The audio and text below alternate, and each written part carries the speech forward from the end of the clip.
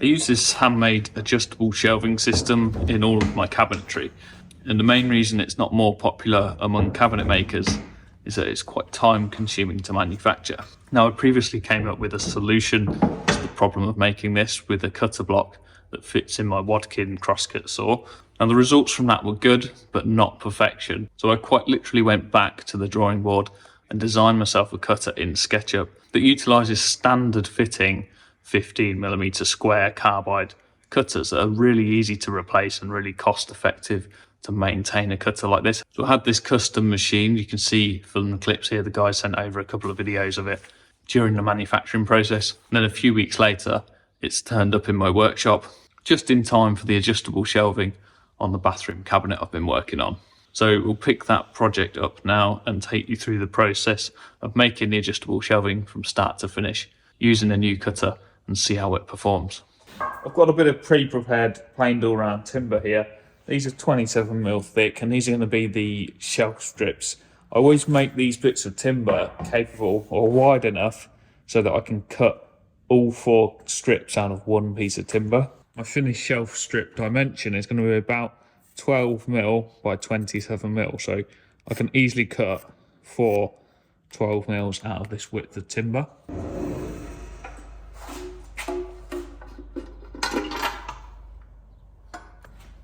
Because there's no spindle lock, you have to use the inertia of the blade to release the nut when it's tightened up.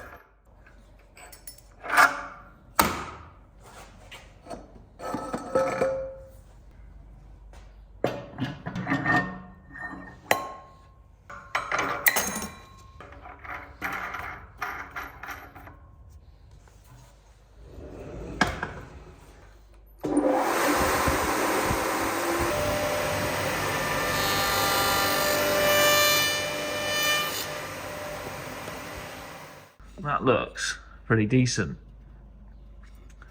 So back to these cabinets, this is effectively my shelf strips. I don't want them to start until the very lowest point you might ever have, the bottom shelf. If I put the cuts all the way down to the bottom of the shelf, it looks terrible. It doesn't look bespoke. So you want to have a nice flat, uncut section before the shelf strips start. And the same at the top as well. I'm not ever going to really have a shelf above that height there. So they're my sort of stop and start points.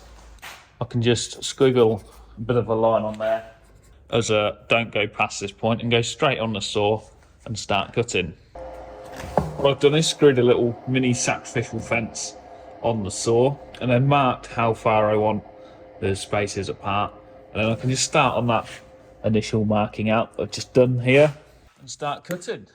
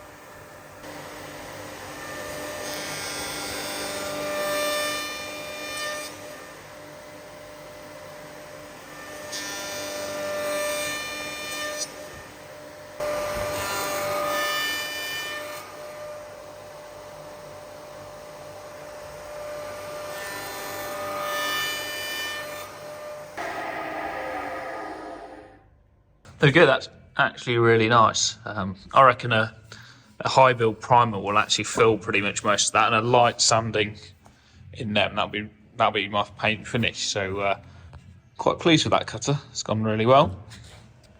Just been down through the bottoms of these and with a bit of sandpaper and knocked it off, and actually it's going to work quite well, because you always have a little, you mitre the bit that goes in it, and then you have a round over on the end of the mitre. It'll actually work quite well with that round over in the bottom of the cut there, so I think that's going to Gonna be okay, to be fair, so yeah, pretty pleased with that cutter. Sand this face before I paint it, and to denib it after painting, I just beveled a bit of wood over on the 30 degree and ripped it down. This is a little LS130. The sanding pad only goes back and forward, it doesn't go in any orbital action.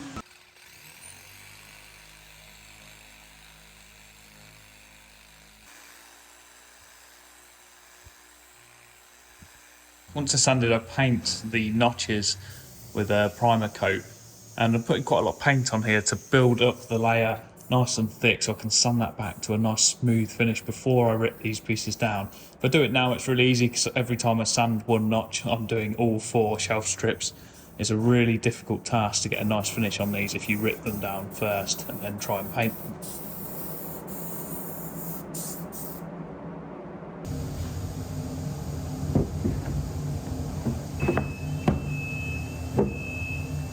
I need to create a little relief cut in the back corner for where that shelf strip's going to sit.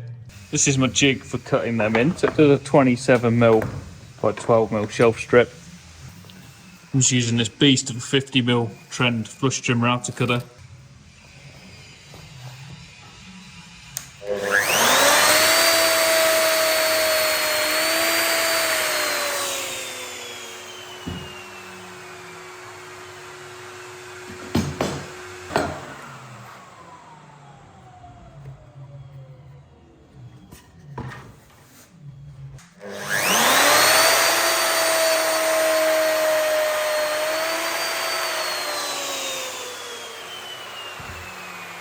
With that paint dry, I've just denibbed them again with that same sanding pad on the LS130 using a 320 grit paper, and sanded the top as well. It's easier while they're in one big block rather than when they're ripped down. And I just pushed them under the planer to get a lovely clean face on one side of the bead and rip them down at sort of 12.5, 13mm wide strips, ready to be pushed under the wide belt sander for a finished size. So I'm sanding both sides of these because I can, and it's nice and quick on the wide belt. But I used to sand these with the hand sander, like the belt sander, and there's videos of me doing that on my channel. If you've not got a wide belt sander, you can just sit them on your bench on their side and sand them through with a hand belt sander. And if you're doing that, you probably only want to do the one face that you actually see, because it's quite time consuming. And we're at this stage here, so they are looking, they're the best ones I've ever made with that new cutter. That has massively improved the quality of these shelf strips. They are absolutely beautiful. Let's get in there. This is 4K right in front of your face, and they're perfect. Even the little end of the cut of the little round is absolutely perfect. It's just what you want. Well pleased with that. Then those strips can go in the corners of the cabinets.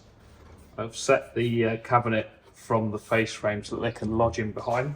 Then cut the little rails off, little bars off. These are 18 by the same thickness of these, 12mm. They just sit in between like that, and that is absolutely perfect. They're the best ones I've ever made. Absolutely beautiful they are. I'm well impressed with that. I want one of them for each side of the cabinet.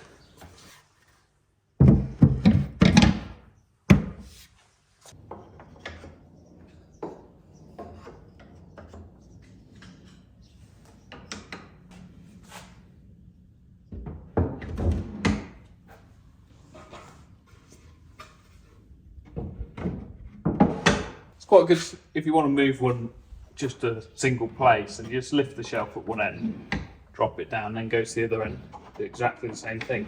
It's a really nice little system. Unlike shelf pins that are really difficult to get in and out, damage the cabinet, it's a really simple process. To move the shelf, you can even move the shelf up with all the stuff on it.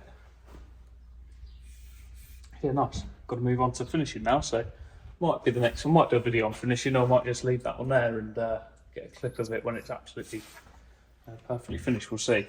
So I'll see you in the next video.